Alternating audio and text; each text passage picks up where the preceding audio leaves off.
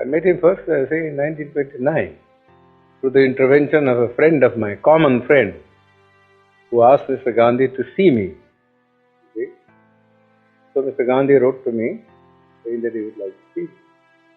So I went and saw him. That was just before going to the round table. Then he came to the second round table. Didn't come for the first. He was there for about 5-6 months. There, of course, I met him also and faced him also. Then, once thereafter, he also, after the signing of the Pune Pact, asked me to come and see him. I went to see him. He was then in jail. That's all the time that I have met him. But I always say that as I met Mr. Gandhi in the capacity of an opponent, I have a feeling that I know him better than most other people because he had opened his real fangs to me, you see, and I could see the inside of the man. You see, while others who generally went there as devotees, you see, saw nothing of him except the external appearance which he had put up as a Mahatma. I saw him in his human capacity, the bare man in him. So I say that I understand him better. And most of the people who have associated themselves with him can say. How would this come up? Well, I must say at the outset that I feel quite surprised at the interest in the outside world, Western world particularly, seems to be taking in Mr. Gandhi. I cannot understand that. So far as India is concerned, he was, in my judgment,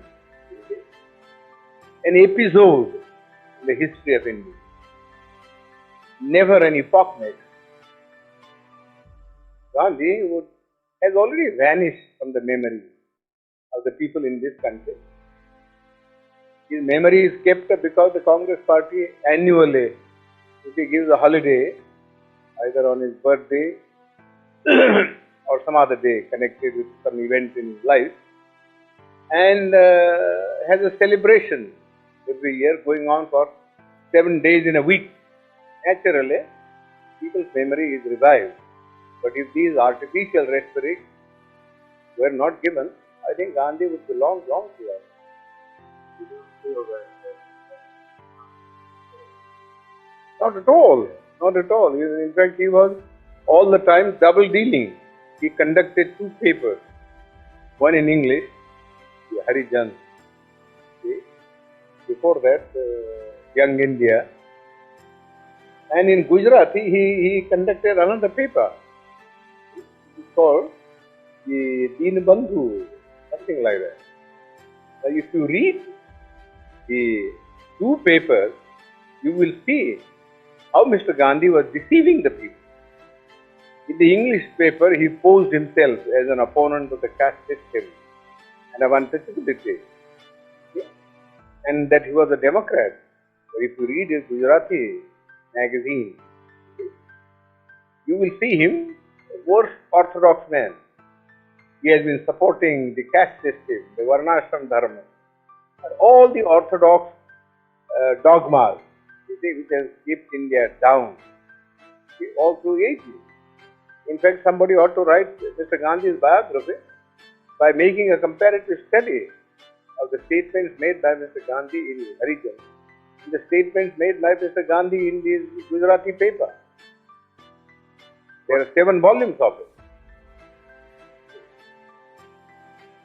The people, the Western world only reads the English paper where Mr. Gandhi, in order to keep himself in the esteem Western people who believe in democracy, was advocating democratic ideals. But you got to see also what he actually taught to the people in his vernacular paper. Nobody seems to have made any reference.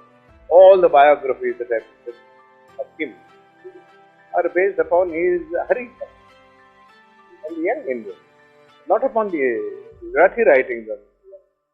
What were his real intents?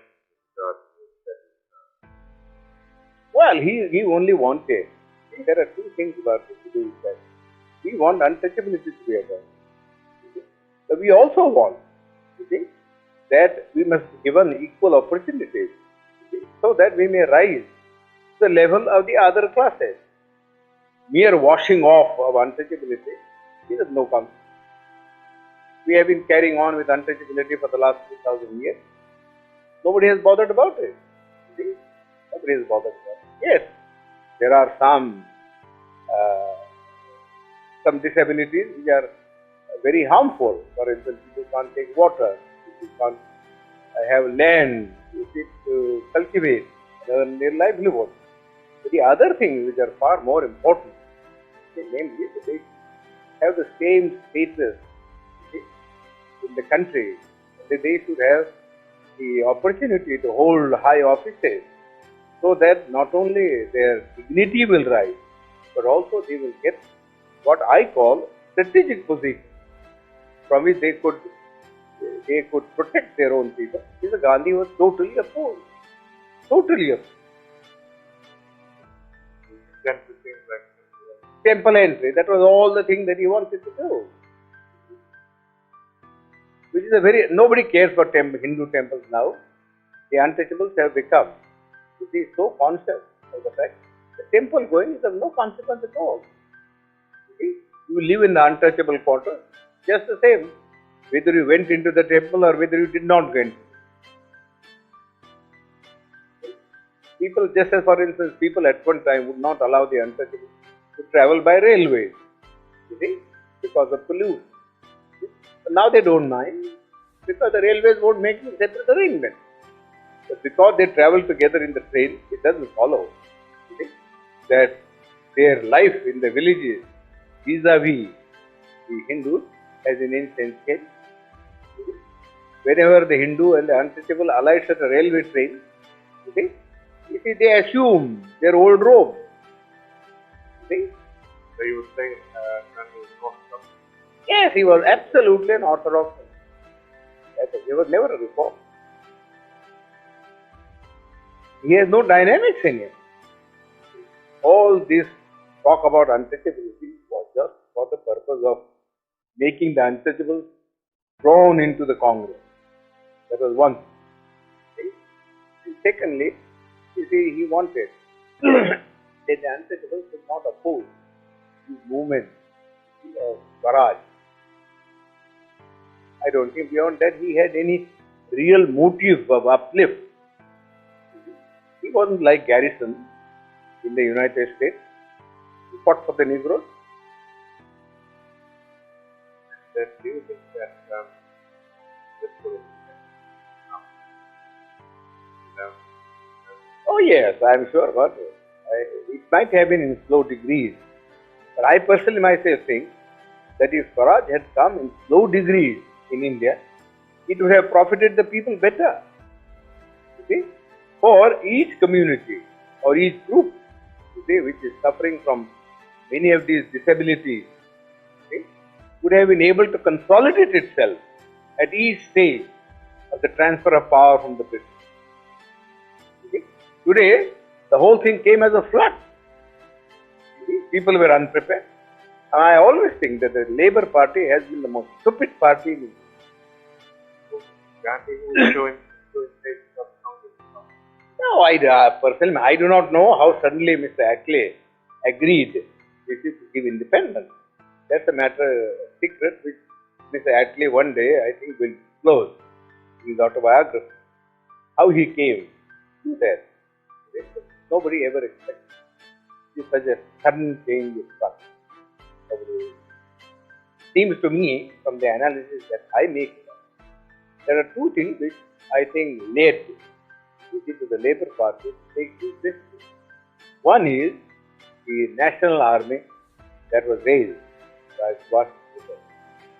The British had been ruling this country in the firm belief whatever may happen in this country, whatever the politicians may do, they will never be able to gain the loyalty of the people.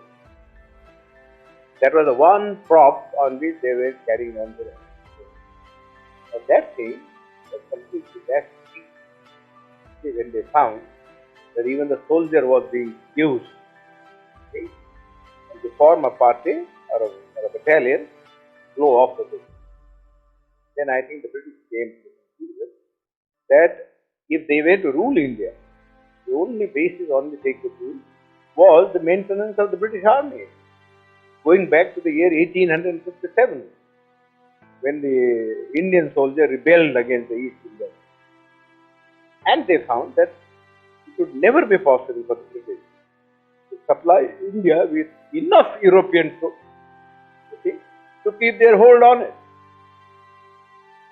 Secondly, I myself think, I was evident, but I think the British soldier wanted the disbandment of the army immediately, so that they wanted to go to their civil jobs.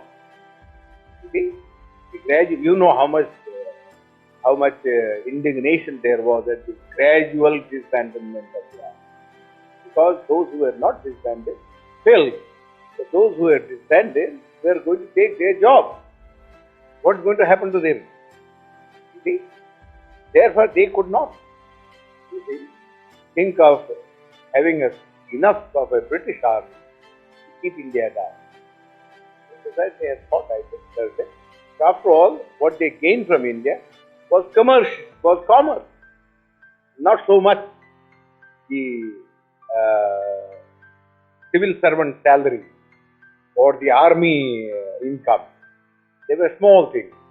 They had better be sacrificed for the sake of keeping something which was much more profitable, namely trade and commerce. Because whether India remained independent or India accepted dominion status or something lesser than that, the trade and commerce would go on just the same. I think, personally myself, I have no authority. But that is the way, the work, the mind of the Labour Party. Now, your mind back to the Where? Can you remember the first?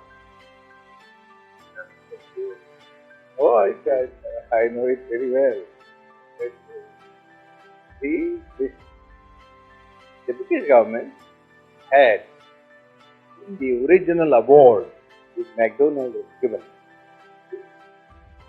had accepted my suggestion. I said, look here, the Hindus want that there should be a commonwealth, so that there will be no separate feeling between the Hindus and the Hindus. We think that if you have a common electorate, we would be submerged. And the nominees of the scheduled caste who would be elected, who would be really slaves of the Hindus, not independent people. Now, I told Mr. Ramsay MacDonald that this is a sort of a thing that he might do. Give us a separate election. Give us a separate election. And also give us a second vote in the general election. So that Gandhi cannot say that we are separated in point of election. First of all, my contention was this, that for 5 years, we lived separately from the Hindus, with no kind of intercourse or intercommunication, of a social or a spiritual sort. What can one day's cycle of participation in a common electorate do to remove this hardened crust of separatism which has grown for centuries? It's a foolish thing to think that if two people vote together in a common polling booth, that their hearts are going. Nothing but the kind. Mr. Gandhi has got this madness in him. Well, let this be satisfied. By this kind of a thing. Give the untouchables 2 votes. Give them a population representation of it, so that the weightage would be in terms of votes, not in terms of representatives, so that the Gandhi and others may not complain. That Ramsey MacDonald, the award was really my suggestion. I wrote to him a letter from Naples. But this is what I would like to do. This is exactly what he did. Also, a vote in the general. But Gandhi didn't want that we should send our two representatives. See? Therefore, he didn't want a separate electorate part of the award, and went on past. Then they all came to me. They said, well, the British government said, if he agrees to abandon the award, then we have no. But we can't abandon the award ourselves. We have given the award, we have taken all things into consideration, we think this is good. You ought to read Ramsey MacDonald's letter. It's a very clear statement that we haven't done anything to aggravate the separation. In fact, we are trying to bridge it up by bringing the two sections together in a common university role. But Gandhi's object was that we should not get a free, independent representation. Therefore, in the first place, he said, no representation ought to be given. That's how he stands in the Round Table Conference. See? He said, I recognize only three communities. See? Namely, Hindus, you see, Muslims and Sikhs. These are the only three communities that will have a political recognition. See? But the Christians or the Anglo-Indians or the scheduled caste will have no place in the world. They must merge themselves in general. That was the stand that he had. But all his friends, I know, they were asking him, how foolish was his attitude. His own friends quarreled with him on this subject. That if you are prepared to give a special representation to the Sikhs and special representation to the Muslims, who are 1,000 times superior in strength, you see, and political and economic stamina, how can you deny it, you see, the scheduled caste out of the field? He always used to say, oh, you don't understand our caste. That's all he was saying. Alexander even, who was a great friend of his, had a serious quarrel with him, as he told me. The French woman who was his disciple, I forget his name now, he also had a great quarrel with him. We don't understand this attitude. Either you say, we won't give anything to anyone. Then there will be just a common way. Then we can understand. So that's a democratic. See? But to go on saying that you will give it to the Muslims, you give it to the Sikhs, but not to the scheduled caste, seems absurd. He could give no answer. So we suggested this. He also didn't, in the beginning, when he wrote the letter, he said, no, the scheduled caste should have nothing. No representation. Then his own friend said, this was after the peace. Nobody will support you. Then Malviya and others came to him and said, well, could you not help us to solve this problem? I said, well, I don't want to solve this problem by sacrificing what we have been able to get from the British. I said I suggested the alternative formula. That formula was that I am not prepared to give up the separate electorate, but I am prepared to modify it. You see, in this way, namely, that the candidates who would stand in the final election on behalf of the scheduled caste should be first elected by the scheduled caste themselves. Sort of a primary election. You see? And that they should elect 4 people. 4. And the 4 then should stand in the general election. You see? And let the best one come. So that we get some assurance that you don't put up, you see, your own nominees, you see, but that we do get people who will express our voice in the parliament. That Mr. Gandhi had to accept. So he accepted. Of course, we had the benefit of it only in one election. 1937. There you will see that the federation swept the polls. Gandhi was not able to get a single candidate of his party elected. Did he bargain very hard at the end of it? Oh, of course, he bargained and bargained. I said nothing to him. I'm prepared to save your life, provided you do not make hard terms. I'm not going to save your life at the cost of life of others. How much I have labored in all this, I know very well. I'm not going to sacrifice your whim, sacrifice our people's interest, just for the sake of satisfying you. It's a huge whim. How can one day's common election alter the situation? Simply cannot alter it. He couldn't say. He was very much afraid that the Hindu caste would be sort of as independent a body as the Sikhs and the Muslims were, and that the Hindus would be left alone to fight a battle against the combination of these three things. That was what was at the back of his mind. And he didn't want the Hindus to be left without any allies. So really he was not As a politician, he was never a Mahatma, and I refuse to call him Mahatma. You see, I've never in my life called him Mahatma. He doesn't deserve that title.